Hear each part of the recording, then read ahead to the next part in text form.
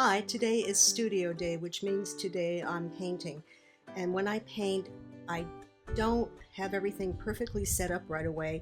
There are steps I take to make sure that everything's going to go smoothly once I put that paper and paint and water and the brush to work. So today I'm just going to show you some of the steps that I go through when I set up for painting.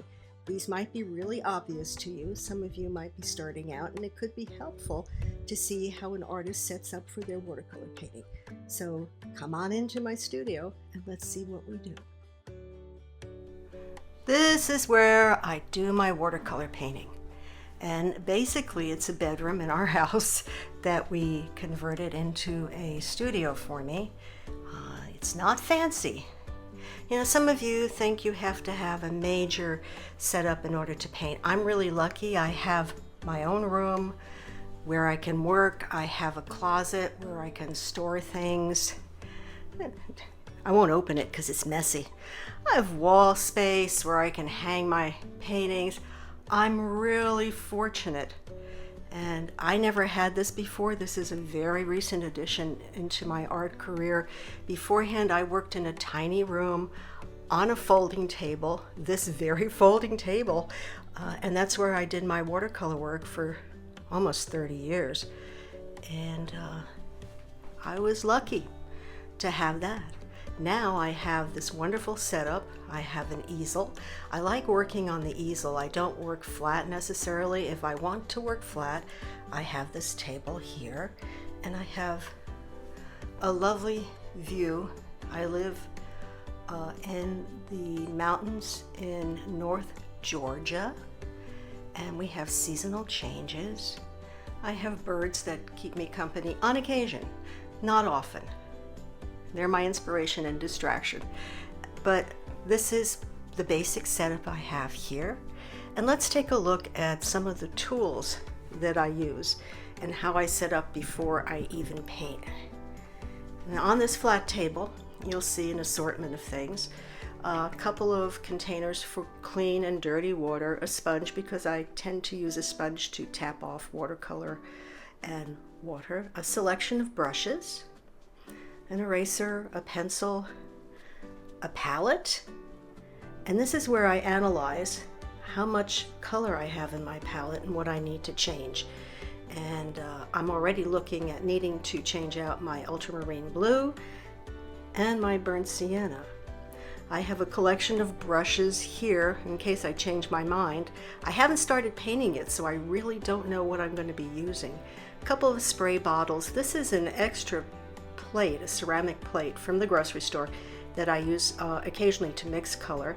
I tend to mix color in these two sections and also in this palette over here. And these are the nuts and bolts of what it really takes to paint. Okay, you need talent, but this helps.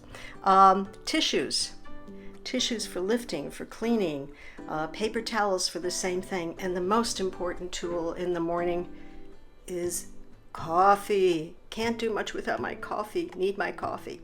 This is the basic setup here. These are my basic tools.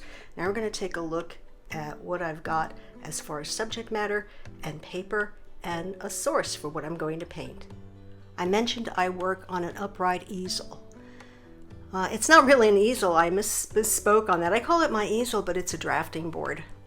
And it's a glass drafting board, and I'll come around here and give you an idea. Whoops, sorry about the noise. And you can see on the back there's reflection glass. Lots of cables, lots of wires. Try to keep it organized, but you know, it's a working studio. Tape, but it's a glass drafting board that I acquired. And I like to work at this angle. I don't like to work flat unless I'm doing a specific thing, say demonstrating in class. I tend to work flat.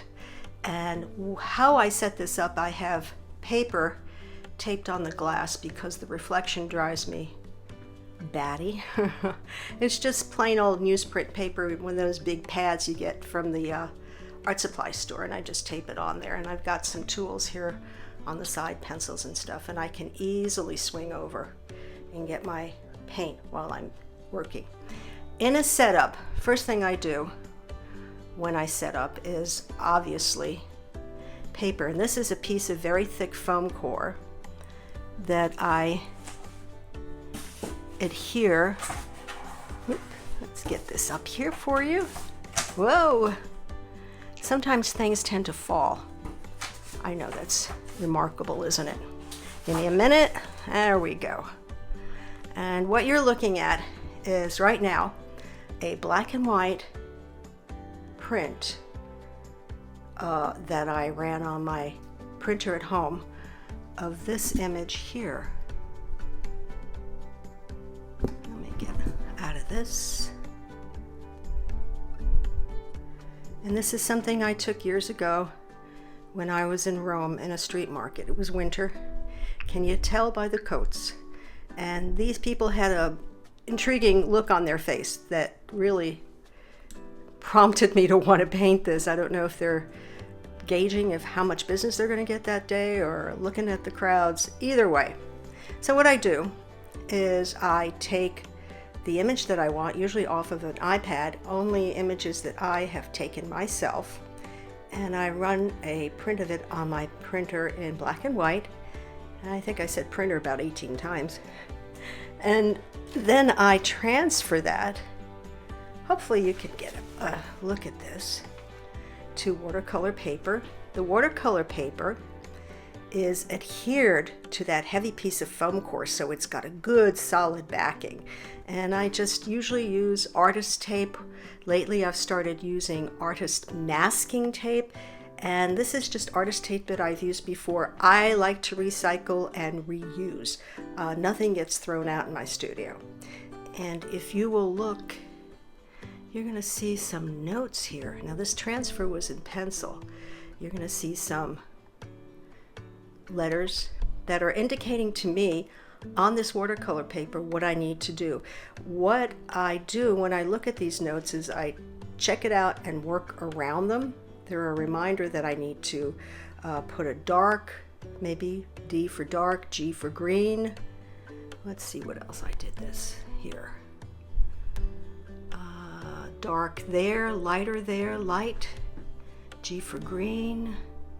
Diffuse dark to light notes on the paper lightly in pencil, and I really don't use a pencil. Hopefully you can see this. I just use a mechanical pencil. It has a thinner line. I prefer that. So I make notes on it. And the reason I like to have my watercolors loose is I will oftentimes flip things upside down, flip them around, let the paint drip that way if I choose to, and then I work with an iPad. Sometimes I work with a copy, a print on my printer in color of the particular image I'm working with. On this one I have my iPad all set up, and I have that adhered to the drawing board.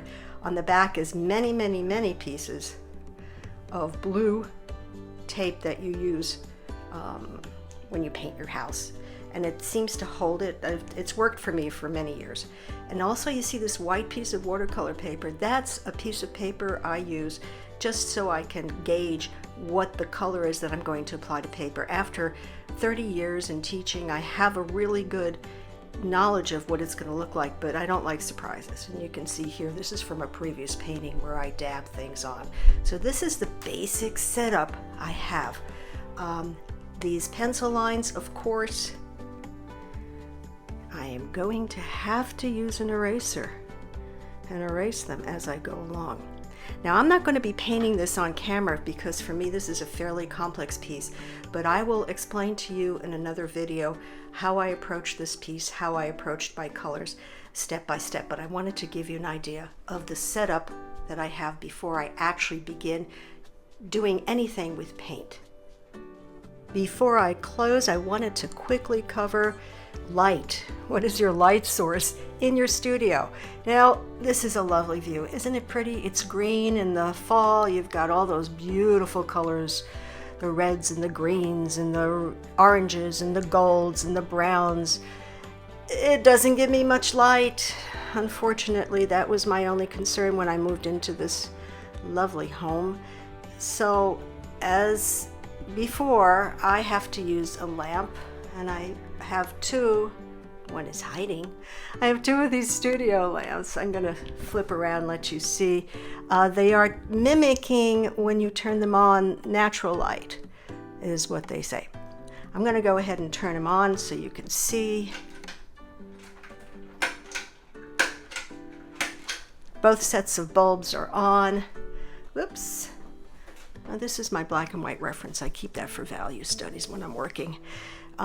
It illuminates very well. We get a lot of rain here. This is not a tropical climate. The sun does not shine every day. So I need to have some sort of illumination when I'm working, and these lights work really well. You can get them at a hobby store, an art supply store. I get them directly from a manufacturer, and I've used them. You can see it's got a base there. They're pretty heavy. You can't easily move them around, so this one stays static, but it gives me enough light to work. So remember, you always need a light source on your paper or your canvas when you're working. And that's the wrap up for the studio tour and what I do before I begin a painting. I hope this has helped you, given you some ideas if you're just starting out. Even if you're not, it's always fun to see how somebody else has something set up. I love studio tours and seeing how other artists work. I hope you have a creative week, and thank you so much for watching. Remember, you can always subscribe to my channel, The Practicing Artist, and I usually put a video up every 1 or 2 weeks with new work and tips on painting. Thank you so much for watching, and have a great day.